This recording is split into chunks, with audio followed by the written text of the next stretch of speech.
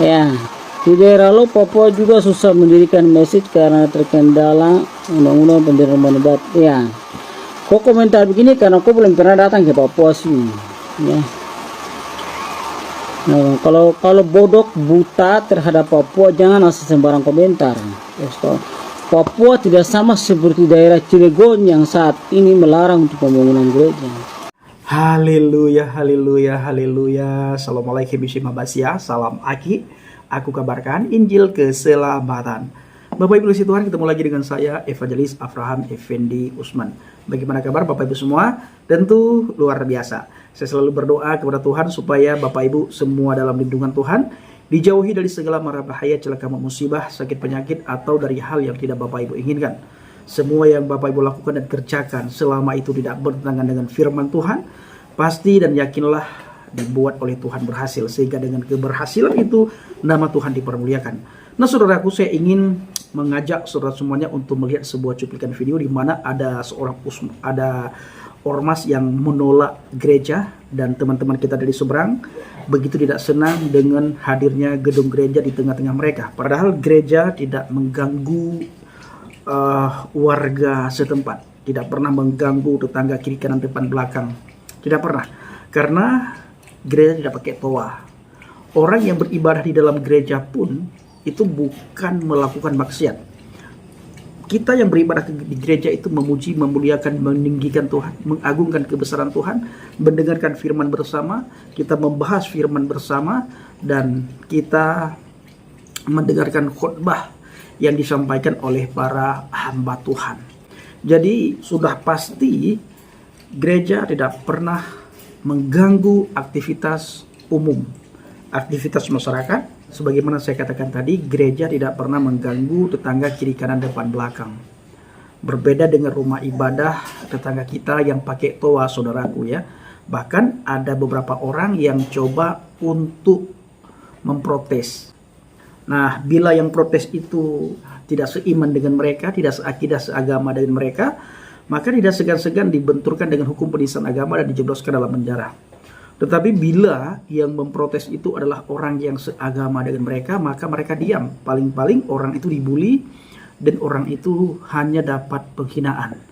Tidak sampai dibenturkan dengan hukum penistaan agama karena masih seagama dan sekeyakinan dengan mereka. Berbeda bila yang memprotes itu orang Kristen, Konghucu, orang Buddha, orang Hindu, itu Bapak Ibu akan mendekam dan akan berakhir di dalam penjara. Nah saudaraku, seharusnya teman-teman kita dari seberang itu belajar pada daerah-daerah yang mayoritas Kristen. Di mana daerah-daerah yang mayoritas Kristen seperti Papua, NTT,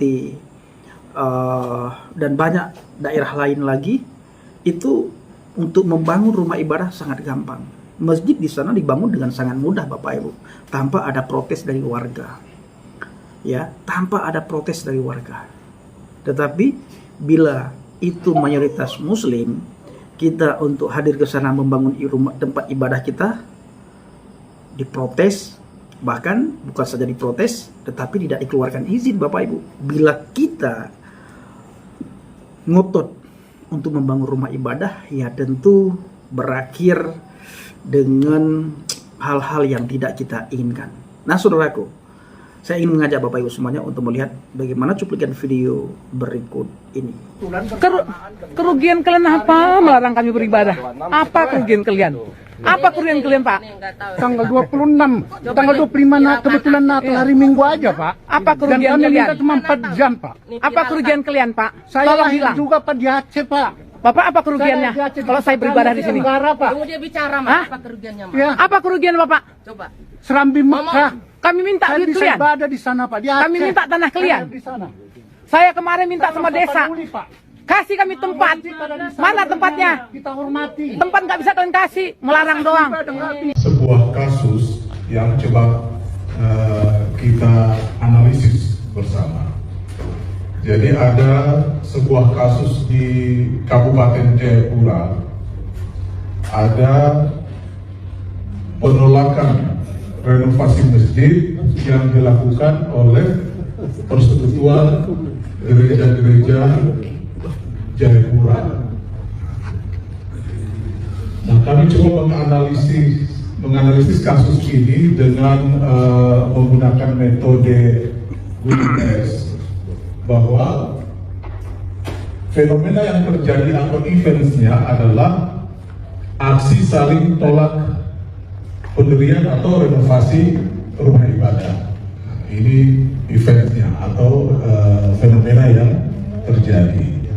Kemudian pola dan trennya, bahwa fenomena ini terjadi disebabkan karena adanya konsep di mana mayoritas itu lebih bebas menekan minoritas.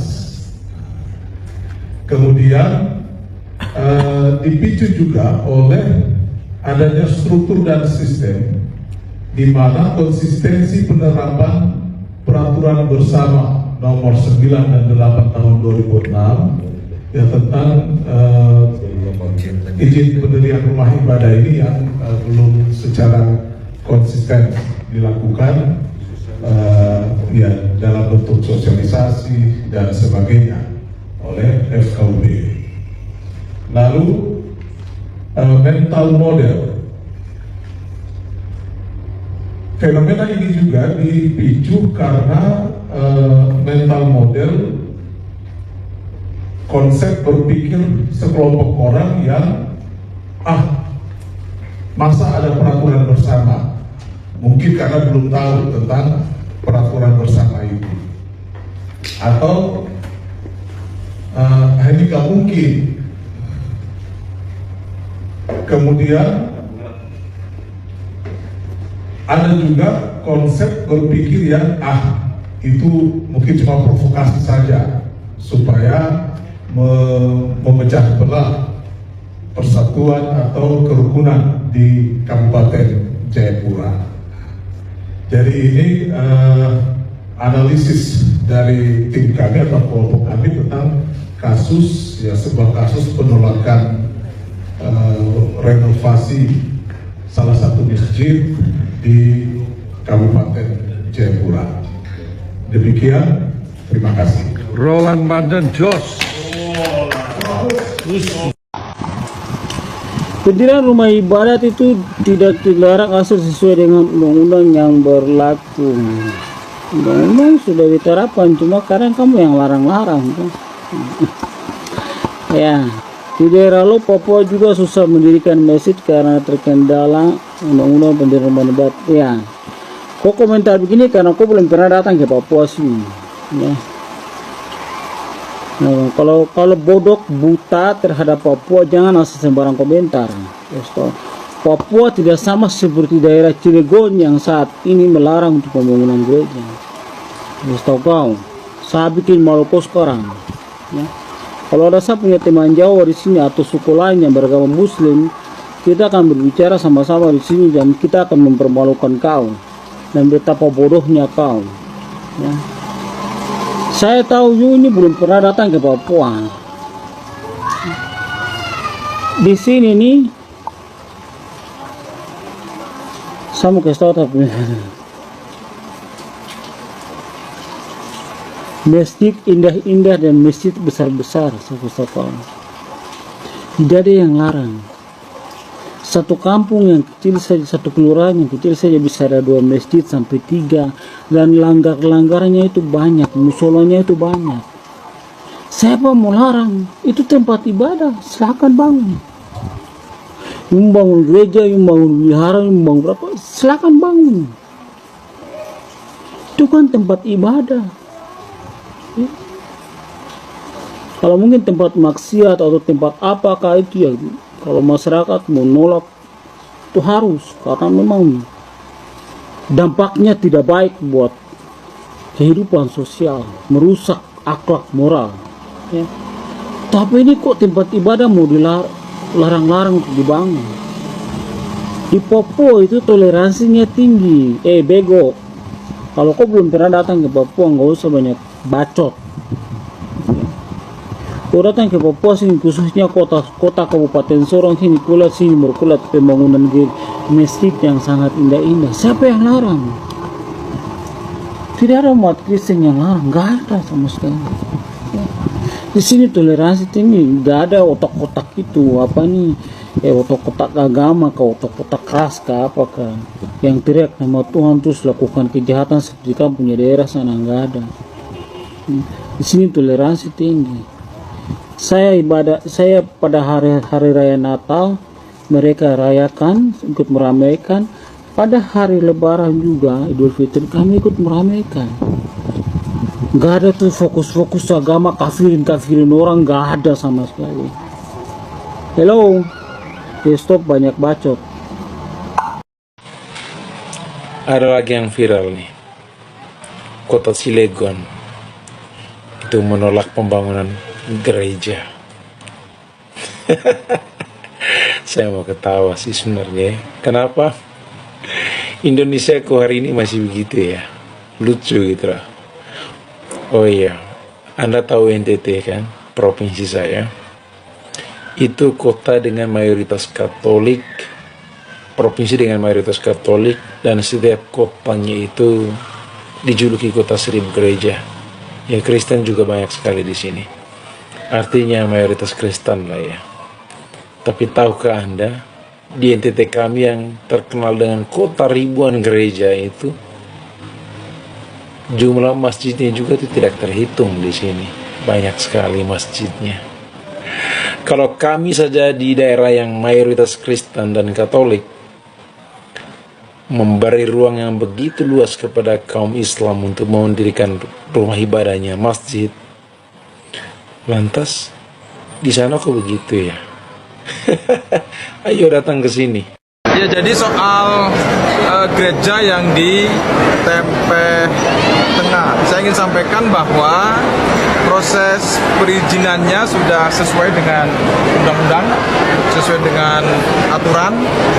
Kemudian pembangunan gereja itu adalah solusi dari persoalan sebelumnya yang kita akomodir, yang kita bahas, kita musyawarahkan di jajaran Forkopimda, FKUB, dan juga Majelis Kode Etik Kerukunan Umat Beragama yang langsung saya pimpin.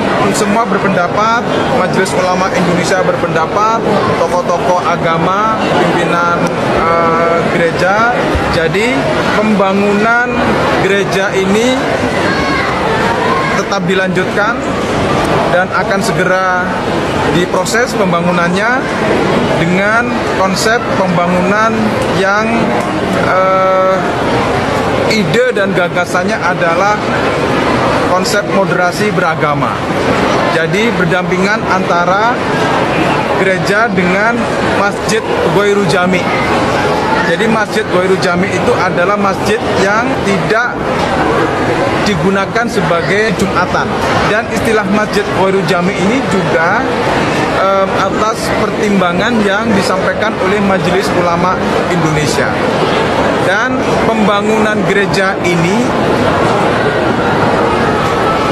anggarannya dari APBD. Kita bangunkan dari anggaran APBD tahun ini 2023, insya Allah akan segera kita lanjutkan pembangunannya. Warga Dusun Kranjan Timur, Desa Tempe Tengah, Kecamatan Tempe, Kabupaten Lumajang, Provinsi Jawa Timur menolak keras pembangunan gereja. Sampai kemudian berita ini viral dan didengar oleh Bupati Lumajang, Bapak Haji Thorikul. Reaksi Bapak Bupati ini sangat luar biasa. Beliau bukan mendukung orang-orang yang menolak pembangunan gereja, tetapi beliau malah mendukung pembangunan gerejanya dengan memberi anggaran pembangunan sebesar 1,5 miliar dari anggaran pendapatan dan belanja daerah APBD. Tidak hanya itu, Bapak Bupati bahkan membangun gereja ini di samping masjid. Beliau berkata, kita bangun dari APBD tahun ini. Insya Allah segera kita lakukan semua. Baik Masjid Ghoirul Jami dan gereja dari APBD. Masjid dan gereja itu dibangun di satu halaman. Samping kanan masjid dan samping kiri gereja. Puji Tuhan banget. Puji Tuhan, kita berdoa supaya negeri kita ini semakin dipenuhi oleh pemerintah seperti Bapak Bupati Haji Thoriqul yang punya jiwa toleransi dan mau memperjuangkan kebinekaan. Tidak seperti si Ibu Bupati yang punya bakat joget-joget itu. Si Ibu Bupati aneh. Maksudnya Ibu Bupati aneh yang nutup gereja GKPS itu loh. Sekali lagi pesan saya buat Ibu Bupati aneh, kalau Ibu masih nggak mau bertobat dengan tetap punya jiwa yang tidak toleransi dan mau diatur-atur sama orang-orang yang mabuk agama, lebih baik Ibu berhenti jadi bupati dan jadi tukang joget aja, Bu. Jadi penari aja, Bu. Dan pesan saya pada yang terhormat Bapak Bupati Haji Thoriqul, terima kasih Pak sudah mau menjadi pejuang Pancasila. Terima kasih Pak sudah mau menjadi contoh bagi banyak masyarakat Indonesia untuk terus menjaga kebinekaan, bukan malah merusaknya, bukan malah menghancurkannya. Salam dari Tobelo, Maluku Utara. Tuhan memberkati kita semua. Pertama-tama kita perlu mengucapkan terima kasih dan apresiasi yang luar biasa, yang sebesar-besarnya untuk Bupati Lumajang atas sikap dan kebijakannya yang tetap mengedepankan toleransi dengan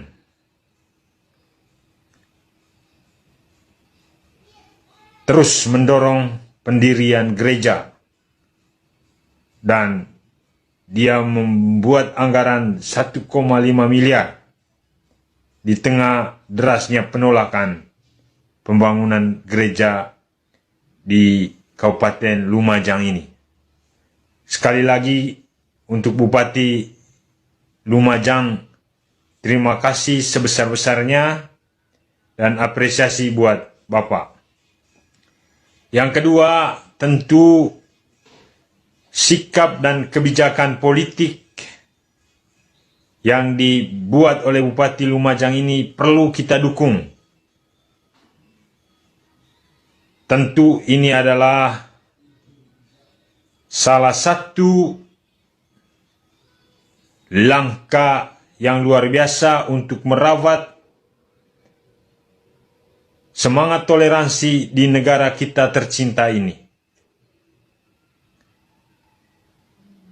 Yang ketiga, untuk generasi muda, teristimewa untuk pemimpin-pemimpin muda, mesti dan harus belajar ketegasan dari Bupati Lumajang ini.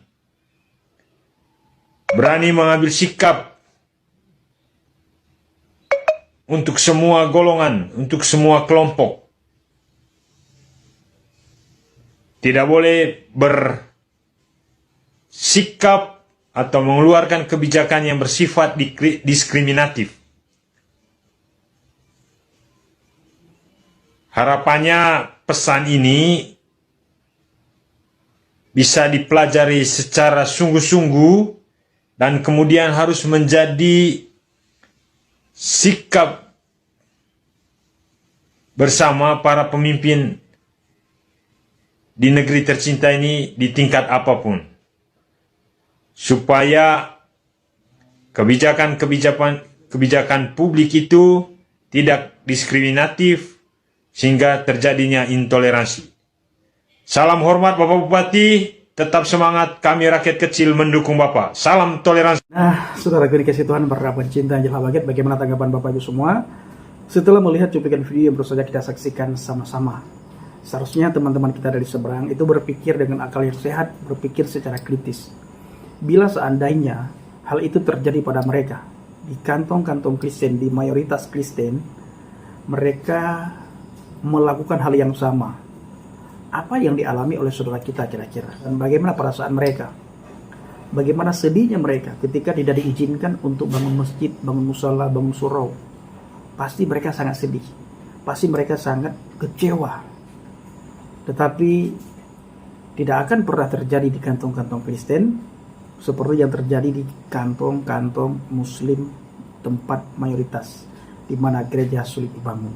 Kalau masjid dimanapun itu sangat mudah dibangun, khusus di bangsa dan negara kita. Kita tidak berbicara bangsa daerah lain, negara lain kita tidak bicara. Kita bicara yang ada di depan mata.